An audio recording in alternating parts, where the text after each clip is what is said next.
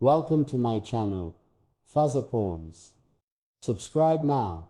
There are nights when dreams do not borrow from imagination. They borrow from truth. Last night, Sheikh Hamdan found himself standing beneath a sky that breathed like memory, every star trembling, as if it knew what was about to unfold. The desert was silent, the wind still, the moon curved like a half-kept promise. He looked ahead, and there she was, not as shadow, not as illusion, but as light made of longing. Her eyes met his, across a distance that did not exist, and the air between them began to hum softly, as though time itself was whispering, "Here you are again." He did not speak, for words felt too mortal. She did not move, for presence was enough. In that sacred stillness, everything that had ever been lost returned. Laughter, touch, the language of hearts that never learned to forget. The night held its breath, for love had crossed the veil once more.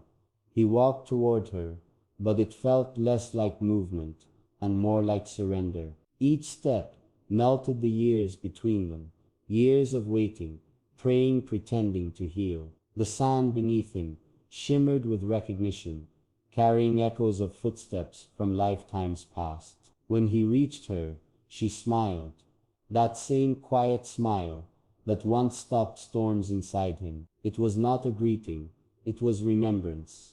Their eyes spoke everything, their mouths never could. Her hand rose, brushing against the edge of his sleeve, and in that touch, he felt both the pain of separation and the peace of return. No distance, no sorrow, only two souls remembering what the world had tried to erase. He wanted to tell her how much he missed her, how he kept her name hidden between prayers, but she already knew. Dreams, after all, are where truth doesn't need translation. The night around them glowed faintly, as if moonlight bowed to their reunion. The stars leaned closer, the horizon softened. The universe itself seemed to hush, listening to their silence. "You never left," he whispered finally, voice trembling like a confession to eternity. She smiled again, soft, forgiving, infinite. "I never could," she answered, without sound, her words blooming directly in his heart. He wanted to hold her, but she was made of more than flesh. She was spirit, memory, the echo of love too vast for time. Still, when she leaned closer, the world disappeared. The wind rose gently, circling them like a blessing. He realized then that he wasn't dreaming her, she was dreaming him too. Two souls meeting halfway between worlds, in a place where love remembered itself. They walked together across the dream's quiet landscape, through silver dunes and stars that shimmered like tears. Every step was an unspoken story, every glance a verse of poetry the heart had written long before the tongue could form it. She spoke of nothing, yet said everything. Her silence carried warmth, forgiveness, and the rhythm of every heartbeat that once belonged to them both.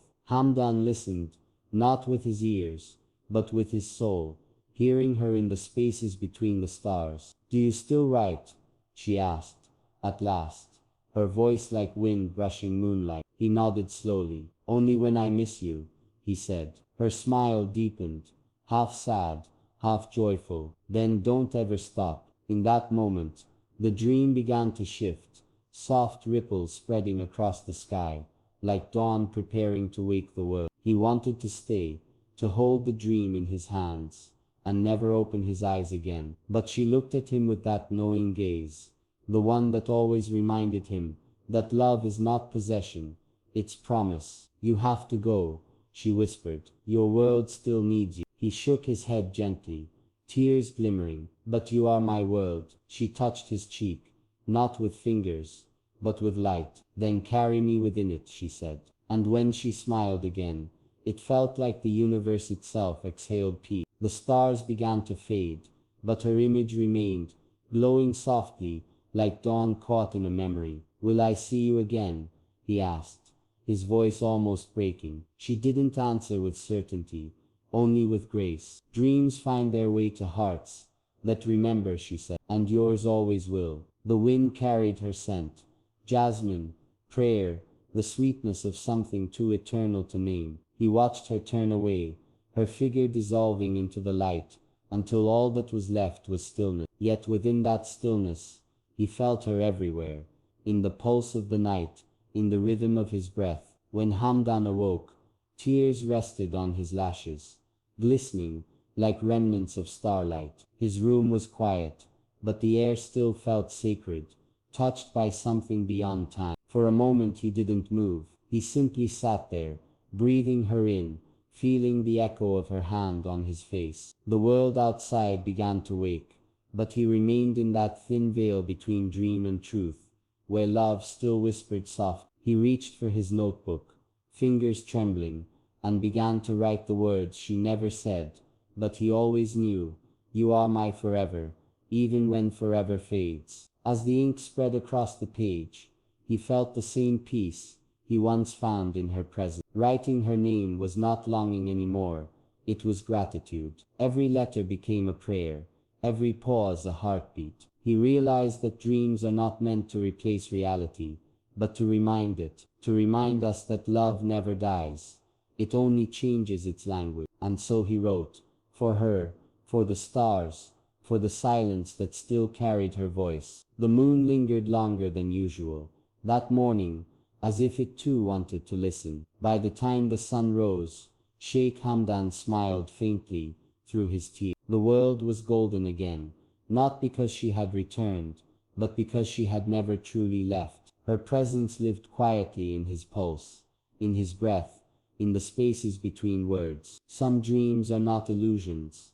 They are meetings postponed by life, but granted by love. As he stepped outside into the soft warmth of dawn, he looked at the sky and whispered, "Until tonight." The wind moved gently through the sand, carrying his promise into the horizon. Somewhere, beneath another sky, perhaps she smiled too. For love like theirs does not end, it only dreams forever. As dawn began to whisper at the edges of the dream, Sheikh Hamdan felt the weight of parting approach once more, that bittersweet pull between sleep and waking, between soul and flesh. She stood before him, glowing in the half-light of eternity, her presence neither shadow nor flame, but something divinely in between. "Don't forget," she said softly, her words carried by wind and heart alike. "We meet where love remembers." He wanted to speak, to promise, to hold her just once more, but the sky was already turning pale. As her image began to fade into the breath of morning,